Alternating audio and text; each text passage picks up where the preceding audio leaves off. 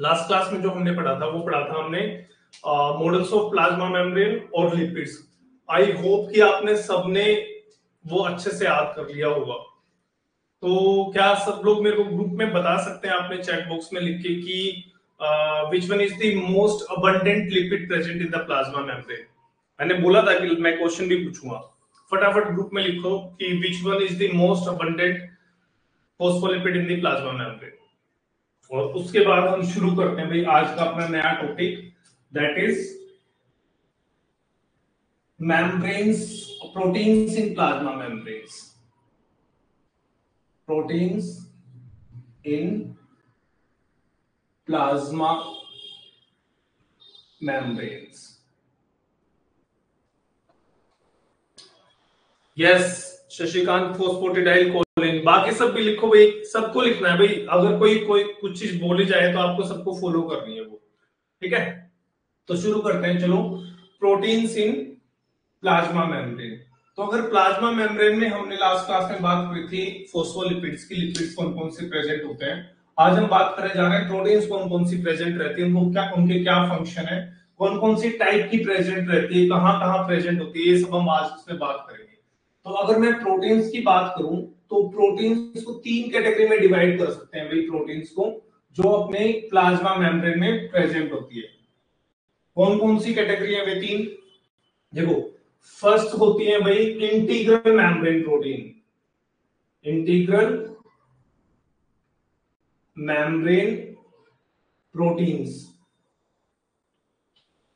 Second होती है GPI anchor protein, GPI नहीं, lipid anchor protein, lipid anchor protein. आपको अगर बोर्ड पे अच्छे से क्लियर ना दिखाई दे तो मेरे को बता देना भाई, मैं इसमें थोड़ा सा इंक्रीज कर दूंगा साइज इसका। Okay, integral membrane protein, lipid anchored protein, और तीसरा होता है भाई पेरिफेरल प्रोटीन, पेरिफेरल प्रोटीन्स। आज हमें इन तीनों प्रोटीन्स के बारे में डिटेल में पढ़ना है कि कौन कौन सी प्रोटीन कहां कहां प्रेजेंट होती है, इनके क्या क्या फंक्शन होते हैं, कौन कौन सी इंटरेक्शन से स्टेबल होती है इसमें प्लाज्मा मेम्ब्रेन के अंदर, और इसमें कहां कहां से क्वेश्चन आते हैं। तो चलो देखो एक एक करके इनको डिस्कस करते हैं। First is integral membrane protein. इसके नाम से ही समझ में आ रहा है कि ये प्लाज्मा मेम्ब्रेन में इंटीग्रेट होगी, ठीक है। Second is lipid anchored protein, इसका मतलब ये लिपिड के साथ अटैच होगी। और तीसरा है पेरिफेरल प्रोटीन, जो प्लाज्मा मेम्ब्रेन के, for example this is plasma membrane, तो जो प्लाज्मा मेम्ब्रेन की ऊपर वाली पेरिफेरी में या फिर नीचे वाली पेरिफेरी में प्रेजेंट होगी। तो देखो एक एक करके समझते हैं भाई इनको। सबसे पहले मैं लेता हूं इंटीग्रल मेम्ब्रेन प्रोटीन को। आपको साथ साथ में थोड़े थोड़े नोट्स भी बनाने हैं, ऑल्दो मैं नोट्स भेज रहा हूं आपको प्रॉपर बना के, पर फिर भी आपको यहाँ पे साथ साथ थोड़े थोड़े बनाने हैं। तो चलो शुरू करते हैं इंटीग्रल मेम्ब्रेन प्रोटीन से।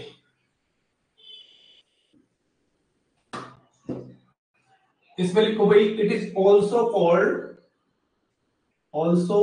Called transmembrane protein, transmembrane protein, इसको ट्रांस मेम्ब्रेन प्रोटीन भी बोला जाता है। और ये प्रोटीन होती कैसी है, फॉर एग्जांपल ये मैं एक लिपिड मेम्ब्रेन बनाऊं ऐसे, ये बनाई मैंने एक लिपिड बाइलेयर, जो हमने पिछली क्लास में डिटेल में पढ़ा था।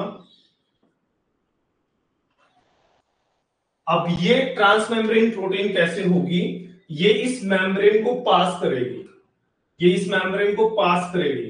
तो ये कैसी दिखाई देगी भाई हमें, ये कुछ ऐसे से दिखाई देगी हमें। For example this is a transmembrane protein, ठीक है। अब इस लिपिड बाइलेयर की अगर बात करें हम, तो दिस इज एक्सोप्लाज्मिक सरफेस। ये जो साइड, ये जो सरफेस होगा, ये वाला जो सरफेस होगा, this is cytoplasmic face, this is cytoplasmic leaflet, and this is called exoplasmic leaflet, exoplasmic leaflet, this is cytoplasmic leaflet. अब हमें सबको पता है, मैंने लास्ट क्लास में बहुत अच्छे से ये बताया था कि अगर ये एक प्लाज्मा मेम्ब्रेन है तो इसके बाहर भी यहाँ पे पानी प्रेजेंट रहेगा और अंदर साइटोसोल के अंदर भी यहाँ पे पानी प्रेजेंट रहेगा।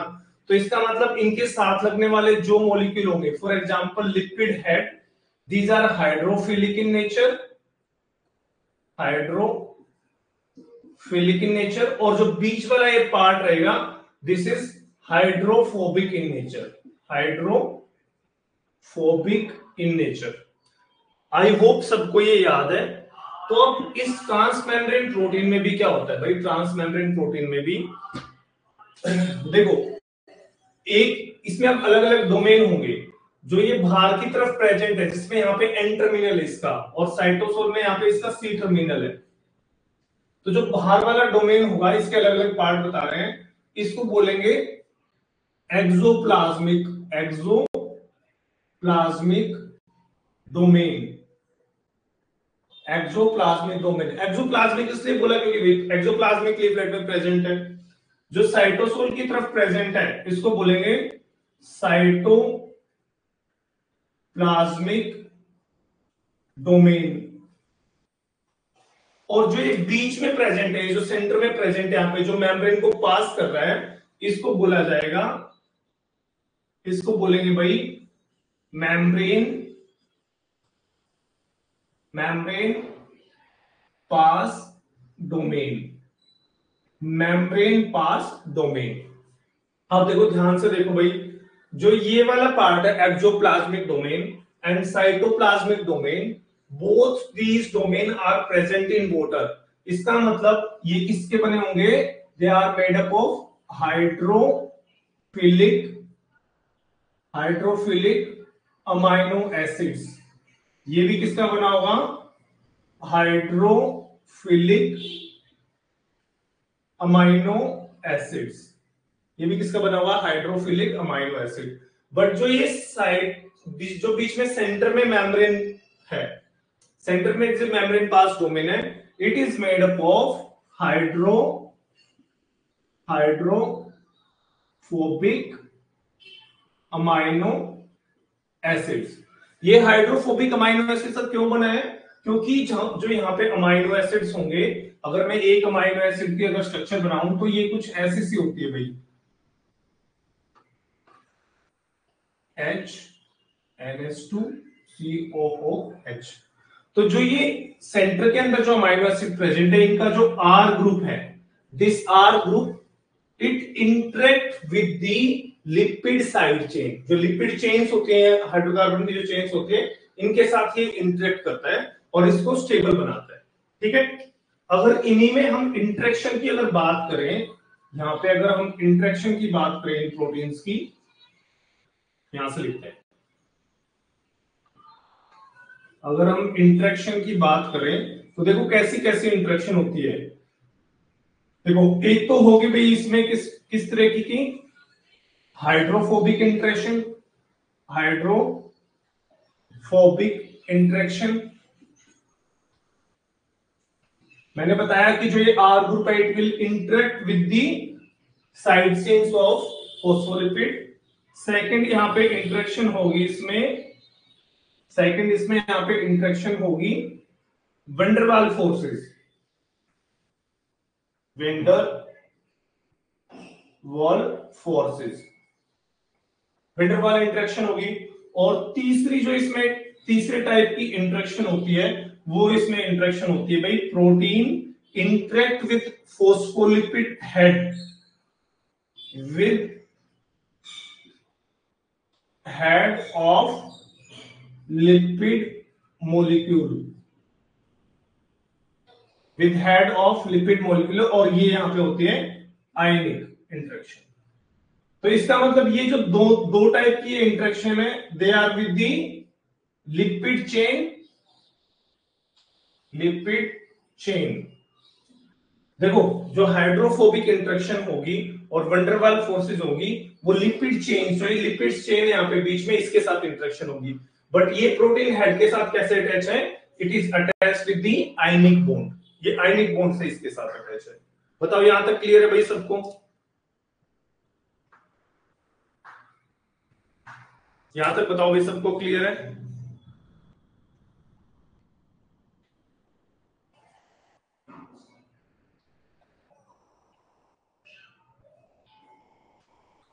भाई ग्रुप में यस नो कुछ लिखो।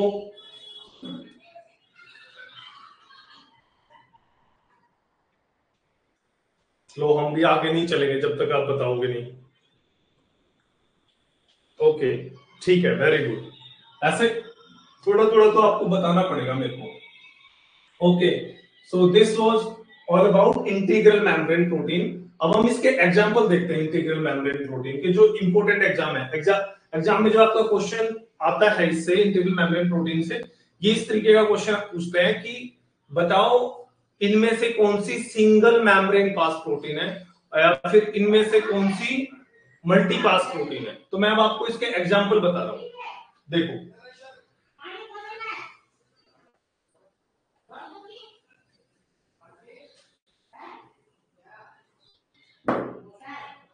फर्स्ट एग्जांपल इज ग्लाइकोफोरिन,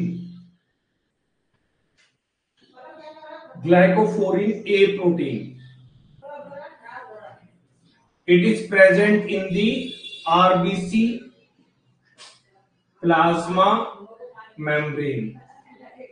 ये आरबीसी की प्लाज्मा मेम्ब्रेन में प्रेजेंट होती है। साथ में ये क्या काम करती है? It helps in the attachment of Plasmodium parasite.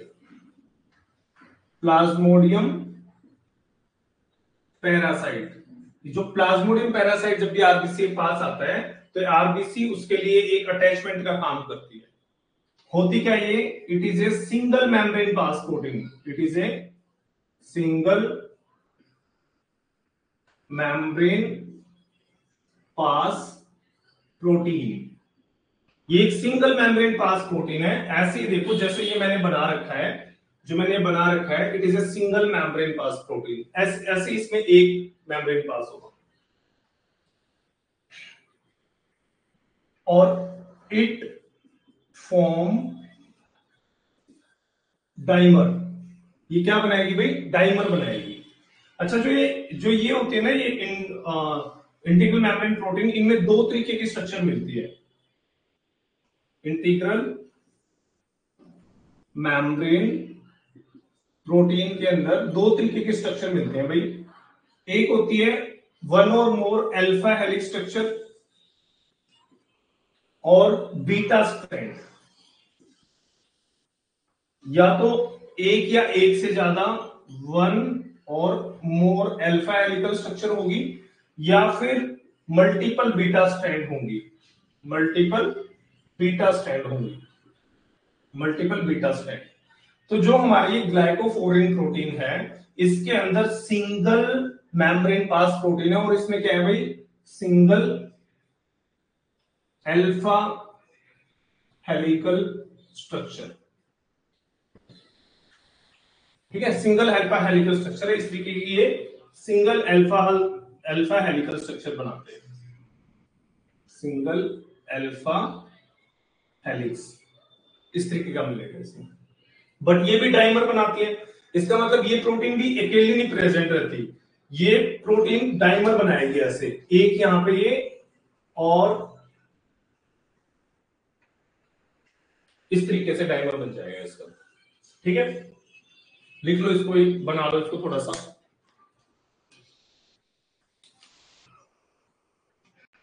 हो जाए तो बताना, फिर आगे बढ़ते हैं। कौन कौन और लोग हैं भाई? ओके, ठीक है।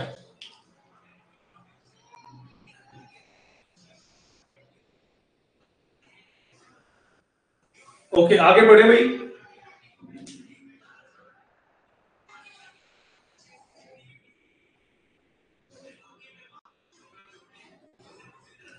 तो इसका first example is ग्लाइकोफोरिन A protein. जो इसका सेकंड एग्जांपल मैं आपको बताने जा रहा हूं, सेकंड एग्जांपल आप सबको पता है, it is very famous protein which is called which is called G protein coupled receptor. Second example is G protein coupled receptor. Ji protein coupled receptor क्या होता है भाई? ये एक 7 मेम्ब्रेन पास प्रोटीन है, मतलब इसमें 7 अल्फा हेलिक्स स्ट्रक्चर होंगे। 7 alpha helix membrane pass protein. ये जो जीपीसीआर है, it help in the signalling, it helps in the cell signalling. ये सेल सिग्नलिंग में हेल्प करता है। सेल सिग्नलिंग में कैसे हेल्प करता है, ये हम आपको सेल सिग्नलिंग वाली क्लास में अच्छे से डिटेल में इसकी बताएंगे। अभी इसकी केवल स्ट्रक्चर देख लो। तो देखो इसकी स्ट्रक्चर कैसी होगी भाई, जैसे ये हम बना लेते हैं एक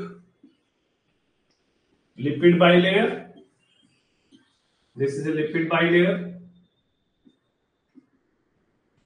सबको साथ साथ ऐसे बनाते रहना है ताकि प्रैक्टिस हो। जितना आप लिखोगे ना, उतना लिखने से चीजें आपको याद रहेंगी। आप ऐसे मत करना भाई कि भाई मैं केवल बनाया जा रहा हूं, आप बस देखे जा रहे हो, बस इससे प्रवचन सुनते जा रहे हो, तो प्रवचन नहीं सुनने आपको। तो देखो ये कैसी होती है, ये प्रोटीन भाई देखो कुछ ऐसी होती है। Single membrane pass, second membrane pass, third, fourth, 5, 6 and 7। This is cytosolic domain, ठीक है, and this is exoplasmic domain. यहाँ पे एंड टर्मिनल है, और ये सेंटर में क्या है भाई, these are 7 alpha helix, 7 alpha helix. ऐसी एक तरीके की और प्रोटीन भी मिलती है जो बैक्टीरिया के अंदर मिलती है, जिसका नाम है बैक्टीरियोरोडोप्सिन। बैक्टीरियोरोडोप्सिन, बैक्टीरियोरोडोप्सिन जो है, इसमें भी मल्टीपल अल्फा हेलिक्स होते हैं। और साथ में इसमें क्या होता है, साथ में इसमें सेंटर के अंदर, उनके सेंटर के अंदर एक कंपाउंड होता है जिसको बोलते हैं retinal compound, retinal compound, and it is light sensitive compound, light sensitive compound. ये लाइट सेंसिटिव कंपाउंड होते हैं। तो जो ये प्रोटीन्स होती है, दे एब्जॉर्ब लाइट। तो आपको ये ध्यान रखना भाई, both G protein coupled receptor and bacteriorhodopsin both are multipass alpha helix membrane protein. यहां तक बताओ भाई, हुआ सबका? सबको समझ में आया यहां तक? इसके बाद फिर आगे बढ़ते हैं। तो मैंने अभी तक आपको 3 एग्जांपल बताए हैं, glycophorin A, G protein coupled receptor, and third is bacteriorhodopsin. तो पहले आप लोग यहां तक लिखो, यहां तक इसको समझो, बनाओ इसको अच्छे से, फिर हम आगे मूव करते हैं।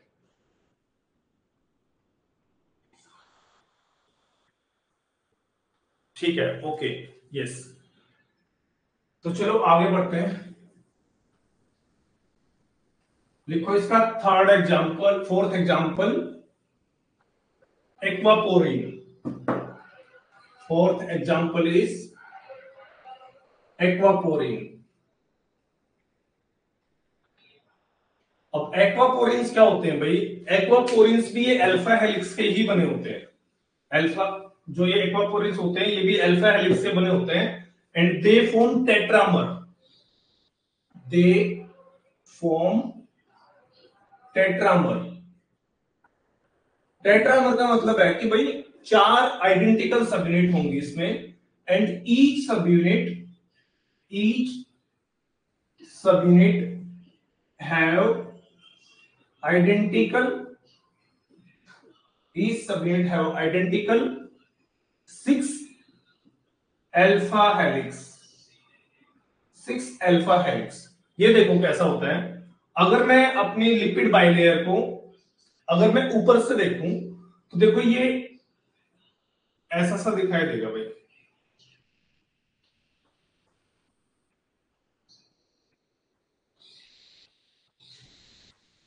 ये मैंने बनाई फिर से एक लिपिड बाइलेयर। आपको भी भाई इनके स्ट्रक्चर बनाते रहना है साथ साथ मेरे, ताकि आपको याद हो जाए।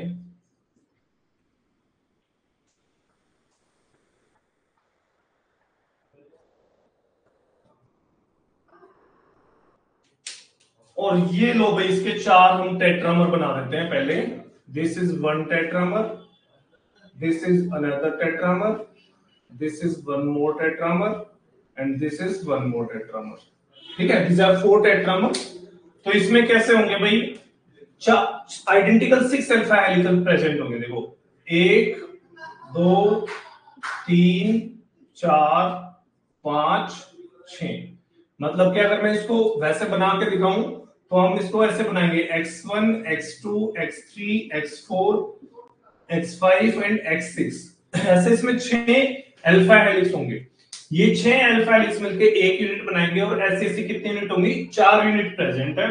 और इसके जो सेंटर में जो ये बन जाएगा, ये सेंटर में जो पार्ट बन जाएगा ऐसा, ये 4 टेट्रामर बनने से ये बन जाएगा एक पोर। क्या बन जाएगा, एक पोर। और इसी पोर के through water, glycerol etcetera they enter into the cell, इस पोर के थ्रू। तो इसका मतलब अगर इससे वाटर जा रहा है, इसका मतलब जो इसके यहां पे जो अल्फा हेलिक्स होंगे, जो अंदर की साइड में अल्फा हेलिक्स होंगे इसके, उनमें कैसे अमाइनो एसिड होंगे, they will be hydrophilic amino acid, hydrophilic amino acids. और जो ये बाहर की तरफ ये जो पार्ट है which is attached with the lipid bilayer, sorry, which is attached with the phospholipid chain, इनके अंदर ये साइड में क्या होगा भाई, ये होंगे हाइड्रोफोबिक अमाइनो एसिड्स। मैं बस सिंपली आपको ये बताना चाह रहा हूं कि जो एक्वापोरिन्स मॉलिक्यूल होते हैं उनका जो सेंटर वाला पार्ट होता है दैट इज हाइड्रोफिलिक मॉलिक्यूल, और जो बाहर वाला जो इतना पोर्शन होता है that is hydrophobic amino acid से बना होता है। ठीक है, तो दिस वाज एक्वापोरिन। इसको भी नोट डाउन कर लो। पहले बताओ यहां तक किसी को कोई डाउट है, कुछ एक्सप्लेन करना है दोबारा तो।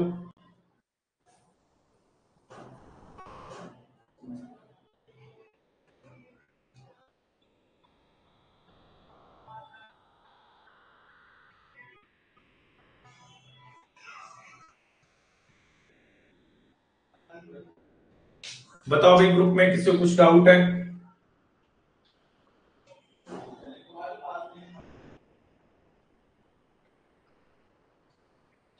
चलो फिर आगे बढ़ते हैं। सो ये आपको भाई 4 एग्जांपल इसके याद रखने हैं जिनमें अल्फा हेलिक्स होता है। अब आते हैं बीटा स्ट्रैंड्स के ऊपर। ठीक है, मेरी आवाज आ रही है भाई सबको? नो सर, और क्लियर, ओके ठीक है। हाँ, तुरंत मैसेज करा दो। अब आते हैं भाई वे प्रोटीन जिनमें बीटा स्ट्रैंड्स होती है, तो उसका एग्जांपल है पोरीन्स। पोरीन्स, ये जो पोरीन्स होती है they are made up of beta strands, they are made up of beta strands. ये बीटा स्ट्रैंड की बनी होती है भाई।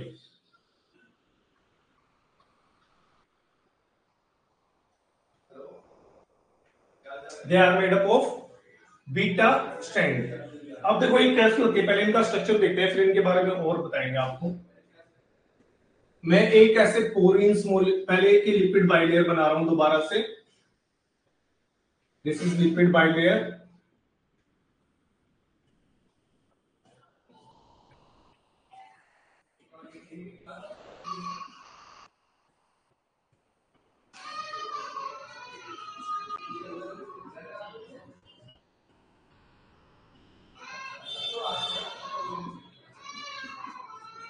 This is lipid bilayer.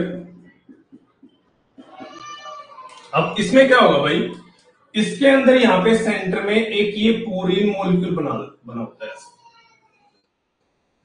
ये पोरीन मॉलिक्यूल, पोरीन देखो इसके नाम से ही समझ में आ रहा है, इसमें क्या होता है भाई पोरीन मॉलिक्यूल के अंदर, इसमें ऐसे बीटा स्ट्रैंड्स होती हैं, बीटा स्ट्रैंड इस तरीके की यहां पे ऐसे, दीज आर बीटा स्ट्रैंड्स। और ये जो बीटा स्ट्रैंड्स होते हैं they are twisted beta strand, ये थोड़ी सी ऐसी घूमी हुई होती है, these are twisted beta strand. और ये 16 बीटा स्ट्रैंड मिलके दीज आर बीटा स्ट्रैंड्स, और ये 16 बीटा स्ट्रैंड मिलके ऐसे 16 ऐसे पैच से पट्टियां सी मिलके एक ट्विस्टेड स्ट्रक्चर बनाती हैं, और वो ट्विस्टेड स्ट्रक्चर बना देते हैं फिर बैरल, ट्विस्टेड स्ट्रक्चर। और जो ट्विस्टेड स्ट्रक्चर जो होता है ये फॉर्म कर देता है एक बैरल।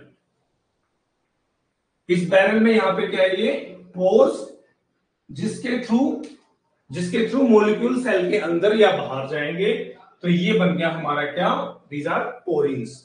तो याद रखना, कई बार ना ऐसे क्वेश्चन पूछते हैं कि बताओ एक्वापोरिन में क्या होता है। देखो एक्वापोरिन में नाम में भी पीछे पोरिन है, बट एक्वापोरिन में क्या होते हैं, अल्फा हेलिक्स होते हैं। एक्वापोरिन में बीटा स्ट्रैंड्स नहीं होती, केवल जो पोरिन्स मॉलिक्यूल है, जो पोरिन्स प्रोटीन है, उनके अंदर बीटा स्ट्रैंड मिलेगी। ये भाई आपको याद रखना है इसमें। तो ये था पोरिन का एग्जांपल, ये भी लिख लो एक बार।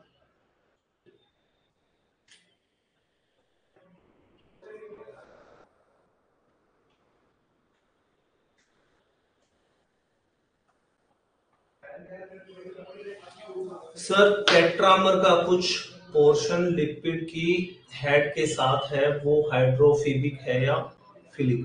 भाई हेड के साथ जो अटैच होगा, हेड के साथ जो अटैच होगा वो आयनिक बॉन्ड बनाएगा, और that will be hydrophilic in nature, क्योंकि हेड अपने आप में एक हाइड्रोफिलिक मॉलिक्यूल है।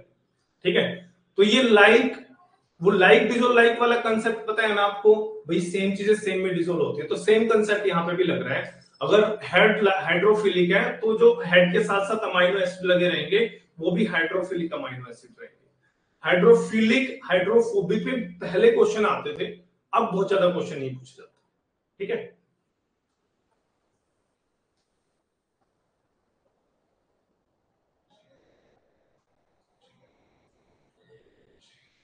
आई थिंक ये यहां तक सबको क्लियर हो गया होगा भाई।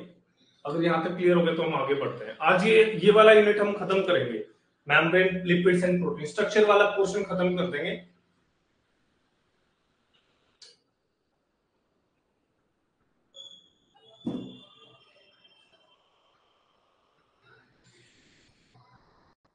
चलो ओके ऋषि, तो ये तो हमने पढ़ी थी अब तक सारी इंटीग्रल मेम्ब्रेन प्रोटीन।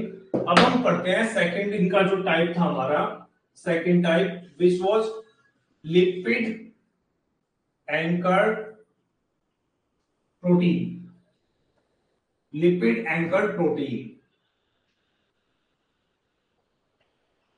तो लिपिड एंकर्ड प्रोटीन है, देखो इसके नाम से ही पता चल रहा है कि किसके साथ अटैच होंगी, लिपिड्स के साथ अटैच होंगी।